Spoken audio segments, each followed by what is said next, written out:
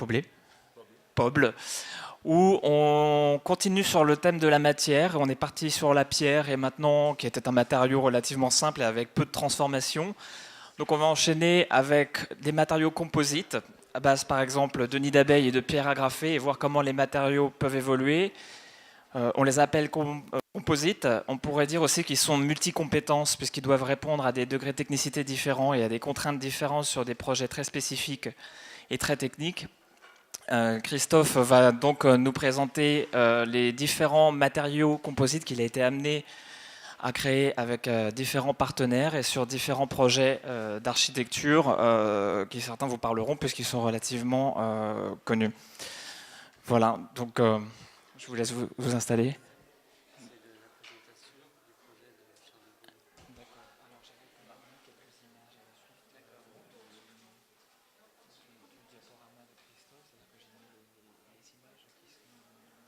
Là, ça marche? Oui.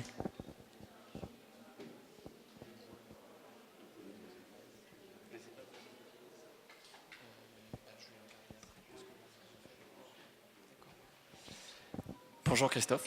Bonjour Benoît. Donc je te laisse la parole et peut-être commencer à présenter les différents projets sur lesquels tu as travaillé, puis aussi nous raconter ton parcours et ton expérience. Bon, je vais essayer de ne pas être trop didactique, vous intéresser. Si je vois bailler, voilà, je changerai de registre. On va essayer de faire une transition entre ce qu'on vient de voir, qui m'a beaucoup plu. Je pense que la pierre est un matériau séculaire. On essaie de nous le travailler d'une façon plus mince. On essaie de le mettre dans des technologies qui nous permettront de faire des designs un peu plus poussés, plus osés. Mais on reste toujours avec un matériau naturel qui est la pierre. Donc là, on l'a stratifié sur un nid d'abeilles. Et ça nous permet de faire... Alors je découvre en même temps la présentation, je n'ai pas eu le temps de voir dans le détail. Alors si vous permet de faire, si vous voulez, C'est moi qui fais ça? Où est-ce qu'on voit le visuel pour le point rouge? C'est au-dessus. Là. D'accord. Ça nous permet de faire par exemple des auvents très osés avec des portées assez importantes, des épaisseurs limitées. Donc là c'est un projet de Moati-Rivière. Donc ça c'est un projet qu'on a développé avec l'agence Moati-Rivière pour un projet qui s'appelle le Centre international du graphisme à Chaumont. L'architecte voulait donc avoir un matériau séculaire, la pierre, l'interpréter de la façon la plus fine possible comme une feuille. Donc je reviens au parallèle de Florence, ville. Voilà, bon, il a fait un parallèle entre la pierre, le livre, en fin de compte, le papier, et en fin de compte, donner un peu ce parallèle entre ces matériaux très divers, en fin de compte. Donc on voit d'autres vues de ce projet. Ce qui est intéressant, c'est de voir la dimension des panneaux. C'est-à-dire que ces panneaux sont à peu près 2,40 m par 1,25 m chaque panneau. Donc on est en grande dimension. On allège le poids, c'est-à-dire que la contrainte d'une matière naturelle comme la pierre, bien évidemment, c'est sa masse. Et quand je vais être en sous-face sur des auvents, je garde toujours ces formats-là, mais je suis très léger parce que je garde seulement 5 mm de pierre sur la matière, et j'ai un nid d'abeille qui représente à peu près 15 à 20 mm d'épaisseur, et je suis sur un poids moyen à peu près de 10 à 10 kg, 10 à 11 kg du mètre carré.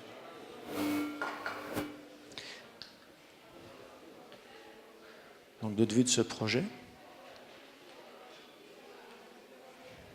Donc ça, c'était la vue 3D, la maquette qui a permis pour le concours. Et là, on est sur le résultat. Donc on n'a pas trahi la maquette, bien au contraire. Un autre projet, donc, dans nos approches matière, on n'est pas monomatière. C'est-à-dire qu'on va travailler des compétences diverses. Ce qui est l'objet d'ailleurs de mon intervention, c'est de parler, on va faire rencontrer des savoir-faire et des métiers qu'on va mettre ensemble, avec un rôle de chef d'orchestre, d'orchestrer en fin de compte différents savoir-faire et de définir une recette d'un panneau. Là, on parle d'un projet qui est l'Ombrière de Marseille avec Norman Foster. Son projet était de faire ce qu'il appelle, lui, il a nommé une ombrière, mais qui était un écran sensoriel. Donc on jouait avec cette matière en passant dessous et puis on devenait acteur de cette image.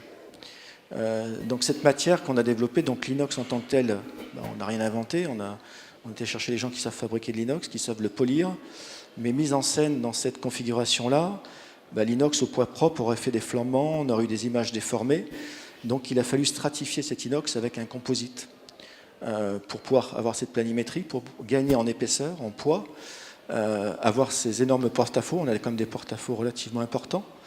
Et puis on est devant la mer, hein, on est sur le Vieux-Port à Marseille, la mer est juste là, à quelques mètres. On est dans un couloir de vent, hein, on a quand même des vents à peu près à 180 km/h qui peuvent souffler dans cette zone. Donc on avait différentes contraintes qui étaient quand même très présentes. Une autre contrainte, c'était d'avoir un bord, il n'y a pas d'épaisseur, on est vraiment comme une coque d'iPad à l'envers, donc on arrive sur des points, donc un design très fort. Et donc là, il a fallu faire rencontrer déjà deux savoir-faire, un savoir-faire composite, donc d'une société qui est présente aujourd'hui sur une autre recette dont on va parler tout à l'heure avec Grégory Ernst, qui s'appelle Euroshelter, qui sont des gens spécialisés dans les nids d'abeilles, dans les composites, dans les colaminations. Et puis l'inox, c'était un inox qui venait de chez Aperam, donc un fabricant français dans les inox. Et donc c'est cette rencontre qui a permis de créer ce produit et puis de répondre à cette contrainte. Donc on voit, l'idée c'est de confondre le dessus du dessous. Les images peuvent être assez bluffantes, à un moment donné la mer tombe dans le ciel. Voilà, on est dans une notion de repère et de jeu et de sensorialité. Là c'est un échantillon que j'ai pris dans ma cour, donc on rend compte que voilà, la qualité du miroir sur composite, c'est qu'on aille vraiment, on déstresse la matière, c'est qu'on n'a pas de pliage, la matière tient par sa stratification, et on va travailler dans les couches arrière du matériau pour prendre la mécanique. Donc on ne verra jamais les points de fixation. On permet d'avoir des angles, des bords très francs, donc on fait des bords à bord, on fait pratiquement du joint zéro. Donc on pousse, on va dire, des limites. La technique nous amène à pousser des limites et à être plus fin dans les designs. Une autre matière que nous avons développée, donc c'est une matière à base d'aluminium. Alors on est toujours dans cette notion de lumière naturelle, donc ce sont les intérieurs du Louvre de Lens.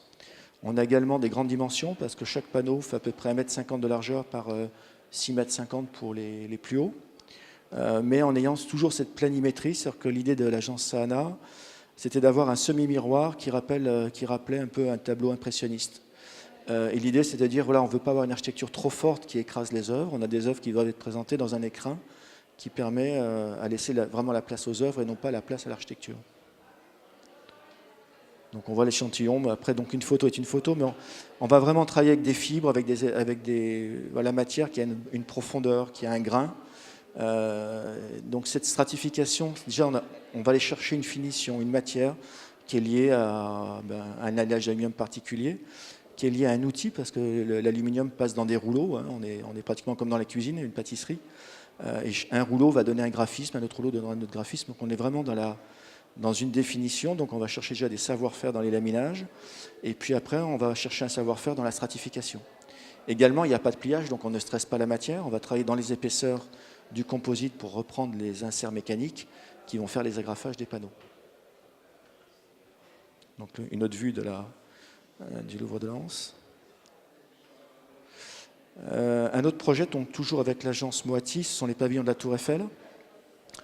Ce sont des objets assez intéressants, architecturaux, mais ludiques aussi, parce que dans ce projet, on a des planchers verts qui sont une part de jeu, être dans le vide. Et puis, il y avait l'architecte a fait quand même un clin d'œil sur la Dame de Fer, avec ces pavillons en forme de bouche. On a travaillé donc au départ sur une couleur, sur interpréter en fin de compte cette forme. On l'a fait avec un aluminium, avec une anodisation sur un rouge fuchsia. Ce rouge était une couleur qui était en fin de compte la couleur originelle des charpentes. Donc on a joué sur le côté, on va dire, du rouge à lèvres, mais en fin de compte, c'est aussi un clin d'œil de l'origine de la Tour Eiffel dans sa couleur. Et puis on retrouve ce mur rideau aussi en acier, en double courbure, qui a un peu ce côté résille, bas couture, qui fait aussi le clin d'œil avec le côté très résille de la structure Tour Eiffel. Donc on voit cette matière, donc est un aluminium, là on est dans du massif. Pour autant, on est dans une finition qui va capter la lumière, qui va résonner du blanc au noir en fonction de l'ensoleillement, donc elle va vivre. On n'est pas sur un laquage, on est vraiment dans une colorisation qui se fait par des bains, qui a une homogénéité et qui amène une profondeur. Sur le projet Tour Eiffel, on avait une contrainte de poids, donc la légèreté des matériaux était importante. On avait des contraintes de vibration. Donc on a fait aussi toute une partie intérieure des sols en pierre, donc pour avoir ce code pierre de Paris, Bien sûr, le massif avait du mal à passer parce qu'on n'a pas de chape béton. Hein. Le premier étage à 51 mètres, en fin de compte, le plancher, c'est une tôle. Et sur cette tôle, on refait d'autres planchers. Voilà, donc la solution composite, donc de la pierre 5 mm, et après, c'est un composite avec une mousse, parce qu'on a d'autres problèmes de compression quand on marche sur une dalle de ce type-là. Donc on retrouve cette pierre qui est au sol. Elle se retrouve en mobilier aussi, vous allez voir, elle se retrouve en escalier, parce qu'une pierre, quand elle est fine comme ça, mince, on va savoir la cintrer. Donc la pierre peut se cintrer dans certains rayons. Ça donnait aussi la possibilité de faire des dalles beaucoup plus grandes, au lieu de faire des dalles 60-60. Dans ce projet, on a fait des dalles qui faisaient 2,40 m par 1,20 m, par exemple. Donc on minimise les joints. Donc on retrouve, vous voyez, ces dimensions de dalles qui sont de grandes dimensions. On retrouve cette pierre aussi dans tout ce qui est garde-corps et dans l'escalier qui va descendre. Donc on voit les formes courbes, hein, ici. Là, voilà, ces portes, tout ce mobilier est fait en pierre également, sur nid d'abeille. Et puis voilà le sujet d'actualité, parce qu'il a été officiellement inauguré, je crois, début d'année. Je vais laisser, je pense, Grégory nous le présenter, expliquer notre relation, pourquoi cette rencontre, qu'est-ce qu'elle a apporté dans la compétence et dans les... Mais je pense plutôt exprimer ce qu'était l'attente de l'architecte et de l'exploitant. Voilà, donc Grégory va prendre le relais et puis nous expliquer effectivement ce que vient de dire Christophe, c'est-à-dire l'histoire d'une recette. On se rend compte que pour ces projets ont été mis en place des matériaux spécifiques, structurants et avec un parement spécifique, et qui ne se voient pas forcément, puisque l'idée effectivement c'est peut-être pas qu'ils se voient. Et derrière ce projet qui a été fait donc pour la RATP, il y a toute une réflexion et on a envie de vous la faire partager. Je vais passer donc la parole à Grégory qui va nous raconter l'histoire qui les allie. Voilà.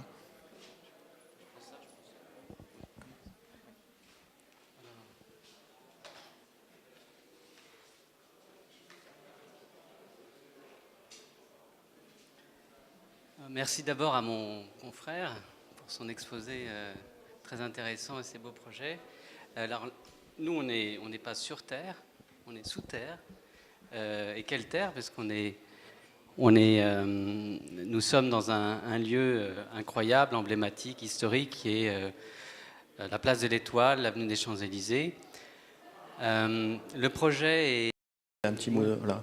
Donc, comme disait Grégory Ernst, voilà, en fin de compte, ce sont un parement métallique. Si on regarde que la face avant, on voit une tôle, mais in fine, c'est un panneau qui est autostable. Vous retrouvez au premier étage l'association de Polyvision et Euroshelter qui présente une variante colorisée de ce panneau. C'est pas le même dessin, mais ça présente la technique. Et puis on présente d'autres options qu'on est capable d'amener. Par contre, le panneau peut être une baffe acoustique et il peut véhiculer le son à lui tout seul. Peut-être demain, la RATP va trouver que cette fonction est intéressante et au lieu de faire un trou pour mettre une baffe, le panneau sera sonorisé. Je reviens sur ce qu'on a parlé tout à l'heure, des émaux de Briard, les petits émaux qui étaient carrés. Là, on les a en rond. On évolue, c'est-à-dire que nous, c'est très intéressant aussi de comprendre, je dirais, des architectes et puis surtout des exploitants qui ont des exigences liées à leur histoire, liées à des codes matériaux qu'ils possèdent, mais qui ont aussi des contraintes, parce que les contraintes ont évolué. On construisait il y a 50 ans d'une certaine façon. Aujourd'hui, on construit avec d'autres technologies, puis on a d'autres contraintes de câblage à passer et autres. Donc aujourd'hui, on essaye d'être innovant, de prendre un peu les devants, de démontrer qu'on peut avancer. On transgresse un peu au départ, il faut... voilà. Mais encore une fois, c'est des matériaux multicompétences, parce qu'on va chercher des choses qui sont des fois comme la pierre, c'est un matériau qui est séculaire, mais on amène de la technologie. Ce que j'apporterais encore en plus, c'est qu'à un moment donné, il faut quand même que ces solutions soient portées par les entrepreneurs. Un industriel ou un artisan ont leur échelle. L'entrepreneur est celui qui va prendre l'ensemble d'un projet par rapport à un appel d'offres. Donc il faut aussi que les dossiers au moment de l'appel d'offres soient bien qualifiés, qu'on explique clairement une recette, parce qu'on a une phrase magique qui est souvent ou similaire, mais qu'est-ce qui est similaire quand la recette est très singulière. Donc tout ça, c'est une notion de confiance, de discussion, de bien identifier ce que sera le vrai besoin, pas mettre des besoins qui correspondent à rien. Parce qu'il y a une valorisation derrière ça. Plus on va mettre des fonctionnalités sur un objet, plus la notion du coût va être impactée par rapport à cet objet. Donc tout ça pour vous dire que à un moment donné, l'innovation, la durabilité, l'usage fait qu'on doit l'assurer. Donc il faut aussi donner des choses qui soient pérennes. La responsabilité, elle est dans le long terme. C'est parce qu'on a fait un échantillon qu'on sait faire. On sait faire un échantillon, mais après, c'est la vision dans le chantier qui va durer, l'expérience. Et c'est clair que l'innovation va répondre à des ouvrages, premièrement, qui sont gérés qui ont une exploitation par l'investisseur, parce qu'il a un retour, il est prêt à faire cet investissement. Et quelqu'un un investisseur qui a une ambition de long terme. En règle générale, si on fait une nouvelle gare, c'est pas pour une décennale, c'est pas pour durer 10 ans, c'est des séquences qui peuvent durer 40 ou 50 ans. On a parlé tout à l'heure d'un projet qui sont les pavillons de la Tour Eiffel. La Tour Eiffel a 120 ans à peu près, 1889, pardon. Elle avait plus de 120 ans. Les pavillons sont refaits une fois tous les 40 ans. Donc c'est-à-dire que ce qu'on va mettre en scène doit durer 40 ans.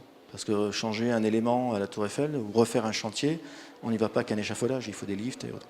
Donc je pense, RATP a aussi un réseau assez important, ils ont des sites aussi stratégiques ou historiques. Ils ont une autre contrainte aussi souvent dans leurs projets, c'est que les projets se font en site exploité. Donc il faut de l'intelligence. Donc des fois la singularité ou la modernité dans un matériau ou sa technologie peut permettre des gains de temps, peut permettre certaines choses. Donc ça, c'est un discours qui doit être ouvert, au-delà de la matière, tout simplement. Mais c'est malgré tout une compétence qu'on ne perçoit pas parce qu'on ne la touche pas. Elle est une intelligence, une matière grise, en fin de compte. Voilà. Merci beaucoup pour tous ces compléments et nous montrer finalement qu'à travers des projets très différents, on peut voir, on a vu des projets de Moati Rivière avec de la pierre agrafée, et puis un projet comme celui de la RATP qui pourrait paraître simple. Et une conférence comme celle-ci permet de voir les matériaux en coupe, pour une fois. Je trouve que on ne voit plus le matériau en façade, mais en coupe, et la coupe raconte tout et nous permet de voir effectivement tout le travail qui est fait en amont pour répondre à des contraintes qu'on aurait tendance à sous-estimer. Voilà, donc si vous avez des questions, n'hésitez pas, et auquel cas, je vous invite à participer, à profiter du forum. Et à 18h, nous avons un deuxième cycle de conférences qui portera sur le BIM et la gestion des risques, et ensuite la matière, comment la matière est générée dans la maquette numérique. Voilà. Merci à vous.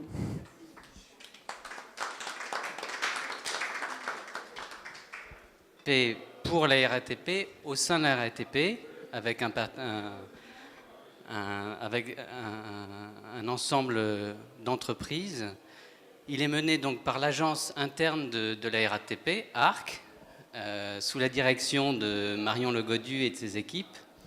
Brièvement, pour vous présenter ARC, nous menons de très nombreux projets d'échelle et de nature variée, des très gros projets comme les ateliers de maintenance pour le RER, le métro, les bus. On a livré récemment l'atelier de maintenance de Saint-Cloud. Des projets de rénovation lourdes, comme l'ensemble des gares du RER A, des petites et moyennes gares. C'est un des objectifs de notre présidente, Elisabeth Borne. La rénovation actuellement en chantier de la gare Aubert, et beaucoup d'équipements techniques, et également des interconnexions avec les futures gares du Grand Paris. Donc on n'est pas n'importe où, on est sur les Champs-Élysées, entre l'avenue des Champs-Élysées et l'avenue Friedland. Donc là, on peut voir une vision de la salle Friedland récemment rénovée, l'avenue des Champs-Élysées. Le projet donc s'inscrit dans une gare emblématique des grands projets des années 70, le RER A. Le projet a été conduit par l'architecte Pierre Dufaux, un des grands pontes de l'architecture des grandes 30 Glorieuses. Et la gare n'a pas connu de rénovation lourde, de véritables projets de rénovation depuis 50 ans. Donc le souhait de la RATP associé à sa filiale, sa régie publicitaire Métrobus, c'était de rénover ce couloir, et également de proposer une scénographie publicitaire, mettre l'accent sur la publicité de manière franche et ordonnée. Là, on peut voir un état du couloir il y a quelques mois. Donc, on avait cette composition colorée de l'associé de Pierre Dufaux, Jacques Filassier, une très grande hétérogénéité de publicité. Bref, le couloir n'avait pas été repris depuis 50 ans. l'accent, en fait, quand on conçoit un couloir, c'est une problématique particulière pour nous qui sommes architectes. Il faut d'abord mettre en ordre. On voit que le couloir, au fil des années, a subi de nombreuses interventions non contrôlées, du moins non ordonnées. Il s'agit d'abord de mettre en ordre, d'abord répondre au service de la RATP vis-à-vis de ses voyageurs, c'est l'information voyageur. Donc on a organisé l'information voyageur à l'entrée du couloir. Là, c'est un état récent qui doit être terminé. En ordonnant l'information de voyageurs à la fois de manière architecturale et pérenne. Il faut que le mainteneur qui n'est pas dans notre logique, il faut que l'exploitant qui ne partage pas nos logiques d'ordonnancement, d'organisation, puisse comprendre avec évidence que l'information voyageur se situe ici et de manière réfléchie. Le programme s'inscrit aussi dans la volonté de notre filiale Métrobus de déployer du numérique, donc de remplacer le papier, cette constellation d'un fichage papier dans la gare, par une offre de publicité numérique. Donc on avait d'un côté des ensembles d'écrans numériques qui fonctionnent par 3 et de l'autre côté un linéaire adhésivable pour des opérations publicitaires événementielles. L'idée de Métrobus, c'est de louer ce couloir. Ils le font régulièrement dans les stations de métro et également dans la salle Friedland pour des opérations donc publicitaires éphémères. On a choisi le parti de dépasser le pied droit et de manière à amplifier la surface, de maximiser la surface de publicité en prenant amorce sur la voûte. De ce fait, étant donné que le couloir a sa géométrie et donc si on était dans le mimétisme de la voûte et du pied droit, on aurait eu des déformations. Donc le projet, l'habillage suit sa propre courbure. Et nous retrouvons en vis-à-vis ces écrans numériques. Nous avons également travaillé sur l'inscription de ces écrans numériques dans ce couloir, justement pour faire en sorte que ces écrans, qui sont souvent des accidents, qui n'ont pas de raison ou de règles d'ordonnancement, puissent être plus amplement intégrés dans notre projet d'aménagement. Donc ce sont des simèses en tôle micro-perforée. Et surtout, notre travail a consisté aussi à faire en sorte que les parements, ce sont des parements, ce sont des émaux de Briard. Les émaux de Briard, ce sont des petits formats qui font 2 mm de section et qui sont génériques aux gares du RER A. Que ce soit à Charles de Gaulle-Étoile, à Aubert ou dans la gare de Nation, les architectes de l'époque, pourtant de grandes têtes de l'architecture des Trente Glorieuses, se sont entendus pour aménager leur gare avec des mêmes principes d'aménagement. Ces émaux de Briard, on a revisité le principe coloré et d'animation en utilisant le potentiel du petit format pour créer un effet de pixel, de pixelisation, un effet qui doit être mesuré et maîtrisé justement pour ne pas venir en concurrence avec à la fois l'offre publicitaire et je terminerai ensuite par expliquer le projet de l'artiste Neil Wood. Une vue du couloir actuel. Nous avons au sein de nos espaces de très fortes sollicitations. Il faut des matériaux qui soient pérennes et solides. Solides et pérennes face aux agressions que sont le tag, les coups de clé, les finales de Coupe du Monde sur les Champs-Élysées, par exemple.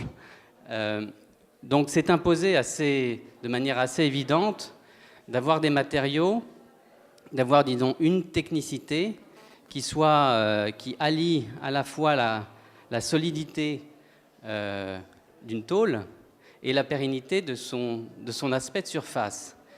Et c'est de cette manière qu'on s'est orienté d'une part vers l'entreprise Polyvision, qui a ce savoir-faire de fabrication de tôle émaillée et qui, par le processus de cuisson de cet aspect de surface, de cette impression sur la tôle, permet d'assurer une très très grande solidité au support. La contrainte également d'accessibilité au réseau. Si dans le métro, on a souvent des réseaux qui sont apparents, ici, ils sont dissimulés, ce qui nécessite d'avoir aussi des panneaux qui sont ponctuellement ouvrants.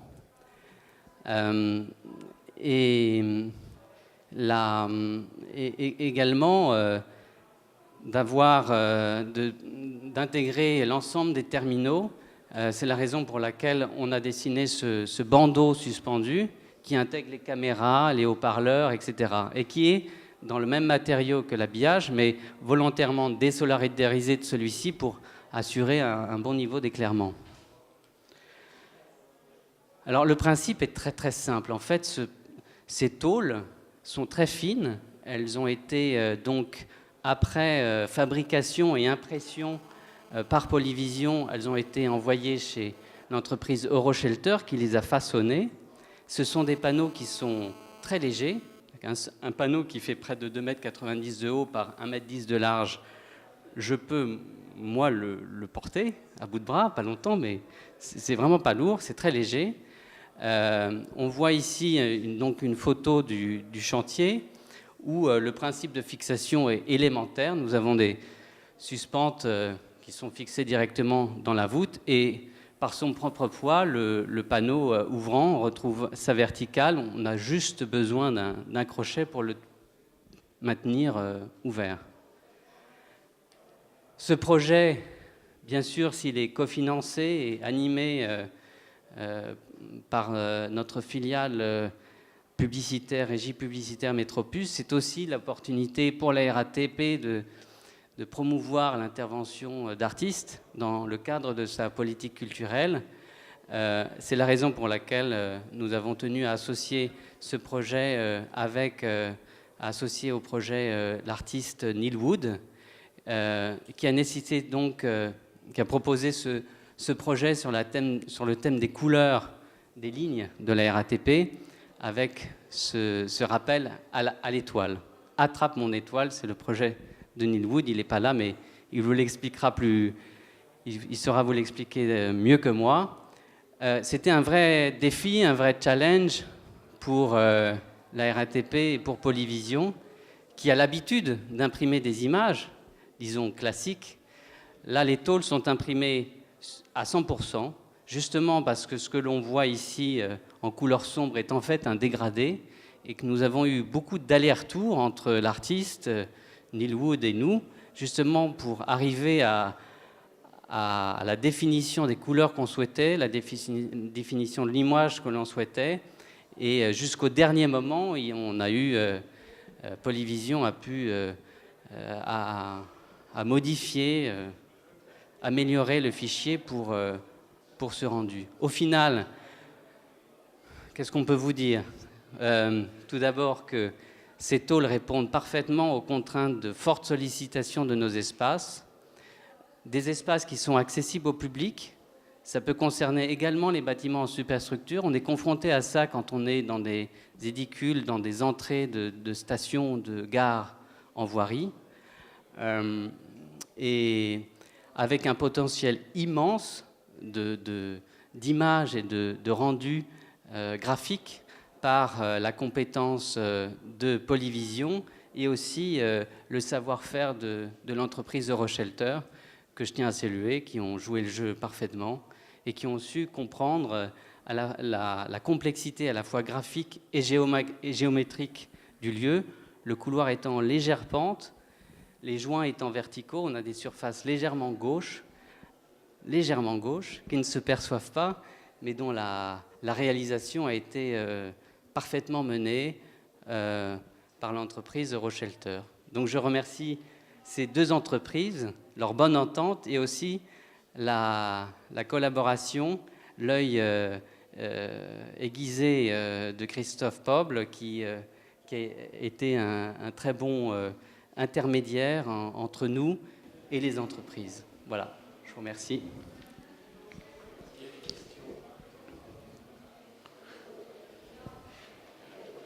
Très bien. Juste, peut-être